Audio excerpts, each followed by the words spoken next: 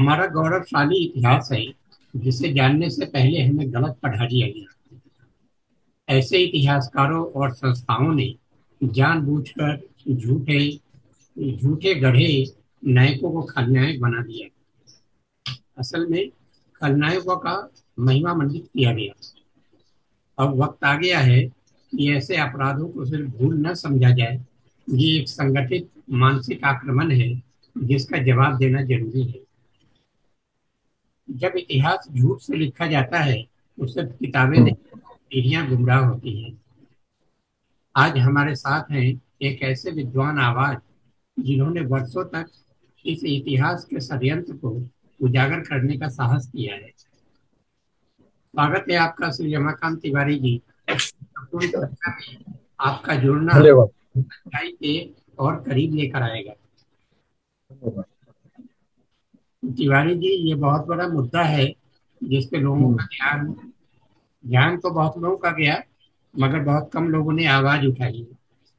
हम्म, बहुत ही गर्म मुद्दा है और हमारा पहला सवाल आपके लिए ये है कि हम्म, इतिहास की छेड़छाड़ केवल किताबों तक सीमित नहीं है। इसके हम्म, पीछे एक गहरी मानसिकता और एजेंडा रहा है। हम्म। कुछ इतिहासकारों ने जानबूझकर गलत तथ्यों को संस्थागत समर्थन के साथ फैलाया है। तो आप इस विषय पे क्या कहना चाहते हैं? देखिए, इतिहास से छेड़छाड़ जो है बहुत ही पुरानी कहानी है। अंग्रेजों के समय से प्रारंभ हुई। जी। मैकॉले, पीबी मैकॉले का नाम तो सभी जानते हैं।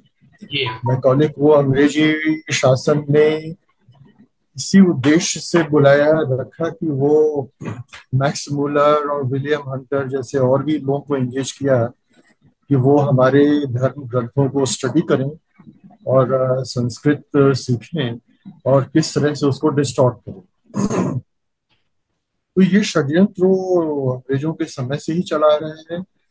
उसके बाद जब हमें तथाकथित सो कॉल्ड फ्रीडम मिली 1947 में, तो जो पहले हमारे प्रधानमंत्री थे जवाहरलाल नेहरू, उन्होंने इस इतिहास को सही करने का, आई वुड से सैनिटाइज करने का कोई प्रयास नहीं किया। वो वैसे ही चलता रहा। उसके बाद, क्षमा करें, उसके बाद उनकी जब बेटी इंदिरा गांधी प्रधानमंत्री बनी, तो जी। 1966 के इलेक्शन में उनको लोकसभा में पूर्ण बहुमत नहीं मिला। उन्हें कम्युनिस्टों से के समर्थन से अपनी सरकार चलानी पड़ी। तो आप जानते हैं, वो तो बिल्कुल जैसे वल्चर की तरह नेगोशिएट करते हैं, झपटते हैं। हम्म। उन्होंने जिन शर्तों पे समर्थन दिया, उन्हीं शर्तों का परिणाम है कि हमारा पूरा का पूरा, आई मीन, एजुकेशन पूरा का पूरा मार्क्स, अब उसका, आई मीन, मार्क्सीकरण हो गया, हम्म। कम्युनिस्ट ओरिएंटेड हो गया टोटली। और जीएनयू वगैरह बहुत से अनेकों ये विश्वविद्यालय जो बनाए गए, ये इसी उद्देश्य से बनाए गए, कम्युनिस्ट सॉर्ट ऑफ, जिनको सरकास्टिकली एमिनेंट हिस्टोरियन कहा और शौर्य जी ने। हम्म। तो इसी प्रकार के एमिनेंट स्कॉलर्स बनाने के लिए ये सारा ये षड्यंत्र रचा गया। जी। और ये सारा जो कम्युनिस्ट मार्क्सिस्ट जहर था, ये पाठ्य पुस्तकों में एंटर कर गया, हमारी सारी पुस्तकों में चला गया, क्यूरिकुलम में भी एंटर कर गया। और इस तरह से पूरा का पूरा जो है, पूरे देश को जो है एक तरह से बुद्धि भ्रमित कर दिया गया है। हम्म। तो ये बहुत गहरी साजिश है। किस तरह से देश को दबा के कुचल के रखा जाए, किस तरह से हिंदू समुदाय को कभी भी सर ऊंचा करके ना जीने दिया जाए। And Hindus should not be allowed to feel proud of the past, of all their achievements. तो ये एक well design, well crafted strategy थी। और ये तो अब जा करके इतने लंबे समय के बाद अब धीरे धीरे एक्सपोज होना, इसका भंडाफोड़ होना प्रारंभ हुआ है। हम ये कह सकते हैं कि इतिहास को बदलने के लिए ये एक राजनीतिक रणनीति थी। हाँ, बिल्कुल सही कह रहे हैं।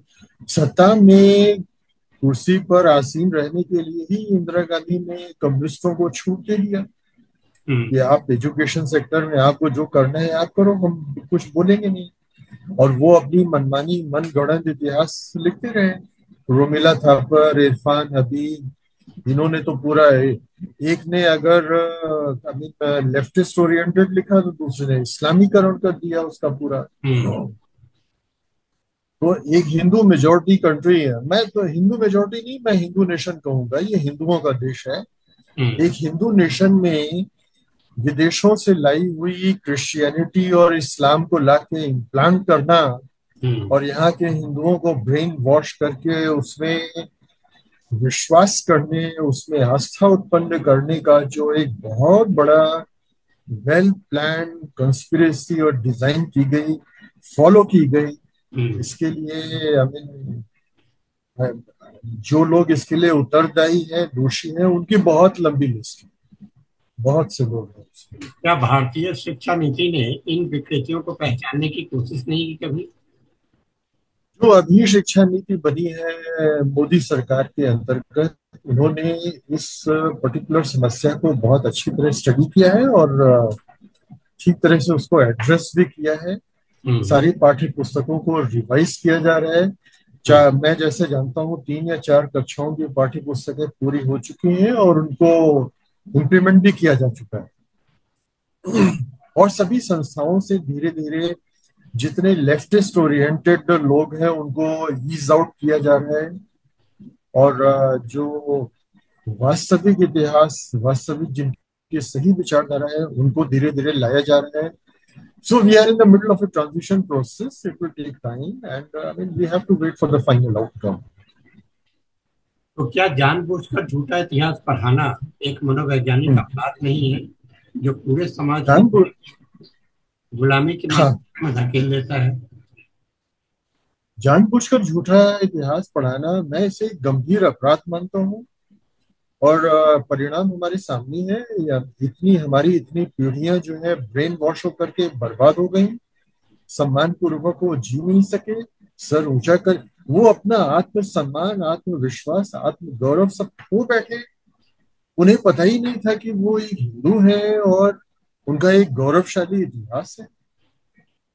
तो मैं इसे एक अपराध मानता हूँ और मैं इसे भारत सरकार से मांग करता हूँ कि इसे पनिशेबल ऑफेंस डिक्लेयर किया जाए और गलत इतिहास एक हिस्ट्री काउंसिल बने, जिसमें कोई भी इतिहासकार इतिहास के ऊपर कोई भी पुस्तक लिखे, जब तक उस पुस्तक की पीयर रिव्यू हिस्ट्री काउंसिल से उसका वैल्यूएशन ना हो, हम्म। जब तक वो काउंसिल पास ना करे, तब तक उस पुस्तक का प्रकाशन नहीं होना चाहिए। अब कहने को Indian council of historical research बना हुआ है, हम्म। लेकिन उसमें सारे लेफ्टिस्ट, उसमें तो सब लेफ्टिस्ट भरे हुए हैं हम्म। और वो उसी इतिहास को। तो मेरा मेरा ये कहना है कि जो एक हिस्ट्री काउंसिल नामक कोई संस्था बनाई जाए, hmm. Let it be independent from government. All right thinking people, historians should be member of that council और पीयर रिव्यू और इवेल्युएशन ये लोग करें। क्योंकि आईसीएचआर तो सरकारी संस्था है, वो हमेशा सरकार की इन्फ्लुएंस में रहेगी।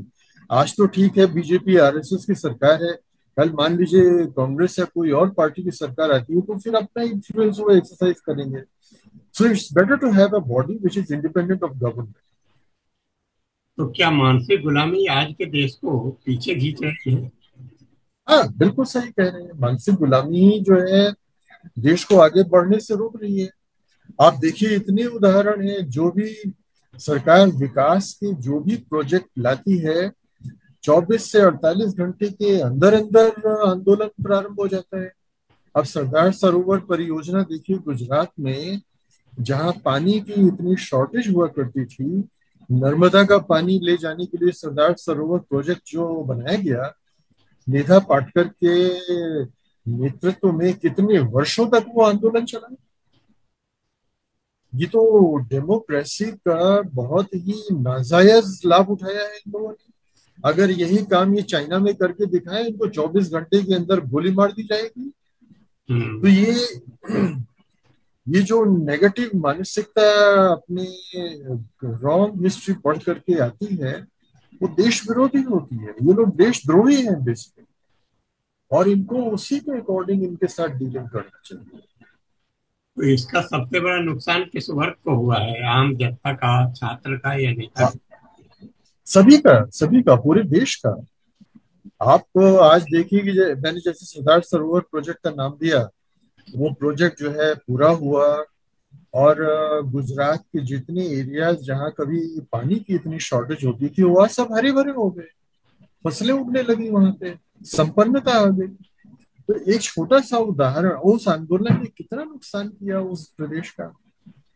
तो अपने देश के प्रति सही ज्ञान होना, सही नॉलेज होना, समर्पण की भावना होना, ये अति आवश्यक है। अदरवाइज किस प्रकार का, कितने लोगों को उसकी हानि होगी, कष्ट होगा, हमें इसकी तो कल्पना की जा सकती तो इतिहास को विकृत करने वाले को सजा देने की बात क्यों जरूरी है। है? हाँ, क्या ये सिर्फ भावनात्मक मुद्दा है या राष्ट्रीय सुरक्षा से जुड़ा हुआ है?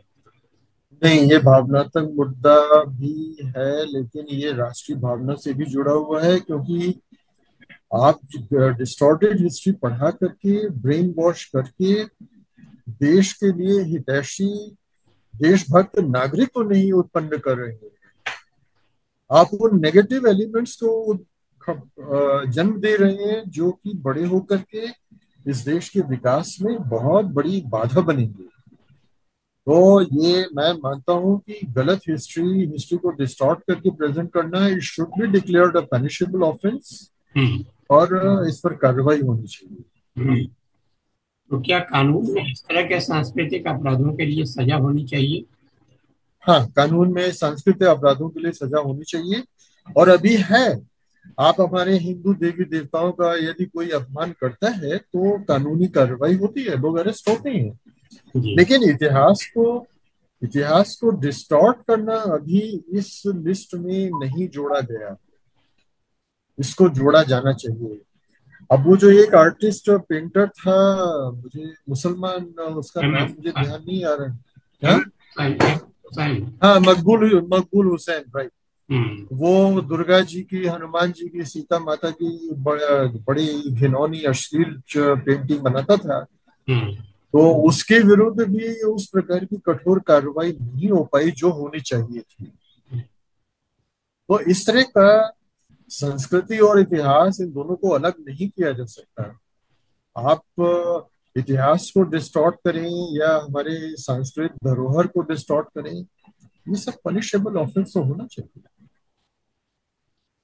क्या जनता को इस विषय में कानूनी जागरूकता होनी चाहिए? हाँ, जनता में कानूनी जागरूकता होनी चाहिए। और मैं जो इस समय प्रेजेंट ट्रेंड देख रहा हूँ कि ये हर्ष का विषय है कि वो जागरूकता है। जी। आज कोई भी नॉन हिंदू यदि हमारे हिंदू या सनातन धर्म के ऊपर कोई अपमानजनक टिप्पणी करता है, तो आप देखिए सड़कों पर कितना विरोध होता है, एफआईआर फाइल होता है, उसको गिरफ्तार करने की मांग होने लगती है। तो हम्म। जागरूकता है और धीरे धीरे बढ़ रही है, और बढ़नी भी चाहिए। तो हमारा अगला कदम क्या होना चाहिए, पुराना इतिहास सुधारना या नई इतिहास सच्चाई पर आधारित लिखना? हमारा अगला कदम जो है, पुराने इतिहास को रद्द करके सही वास्तविक इतिहास को सामने लाना, पाठ्य पुस्तकों को, टेक्स्ट बुक्स को उसी के ऊपर आधारित करना, जी हाँ। और उसी को, उसके ऊपर पुस्तकें लिखी जाए, उनको प्रकाशित किया जाए, और लोगों को उसे अधिक से अधिक पढ़ने के लिए उत्साहित किया जाए। और इतिहास को डिस्टॉर्ट करना जो है एक कानूनी अपराध माना जाए, और उस पर दंड का प्रावधान होना चाहिए। तो क्या नई पीढ़ी को इतिहास के शोध से जोड़ना चाहिए? हाँ, बिल्कुल जोड़ना चाहिए, क्योंकि नई पीढ़ी जो है वो उनका फाउंडेशनल ईयर्स है। हम्म। फाउंडेशनल ईयर्स में यदि उनको अपने देश की गौरवशाली इतिहास का, अतीत का सही वास्तविक ज्ञान होगा, हम्म। तो एक प्रकार से जैसे आप बिल्डिंग कंस्ट्रक्शन कर रहे हैं, नींव यदि सॉलिड है तो बिल्डिंग बहुत अच्छी बनेगी। तो history is sort of foundation, foundation of human life, our personality, our identity also. तो हम्म। यदि उनकी युवावस्था में ही उन्हें वास्तविक इतिहास की नॉलेज दी जाए, तो उसके बाद अपने जीवन में वो बहुत कुछ कर सकेंगे, और उनको अपनी आइडेंटिटी पर गर्व होगा। तो क्या टेक्नोलॉजी का उपयोग करके, जैसे एआई है, डिजिटाइजेशन है, हाँ सच को सामने लाने में हम लोग मदद ले सकते हैं? हाँ बिल्कुल है। ये जो भी मीन्स, इंस्ट्रूमेंट्स, मेथड्स अवेलेबल हैं, वो उनका सबका प्रयोग करके और सबको सबके लिए ये उपलब्ध किया जाना चाहिए। और मुझे प्रसन्नता है ये बताते हुए कि इस दिशा में प्रयास हो रहे हैं। जैसे एनसीईआरटी में इस प्रकार के सारे प्रयास किए जा रहे हैं।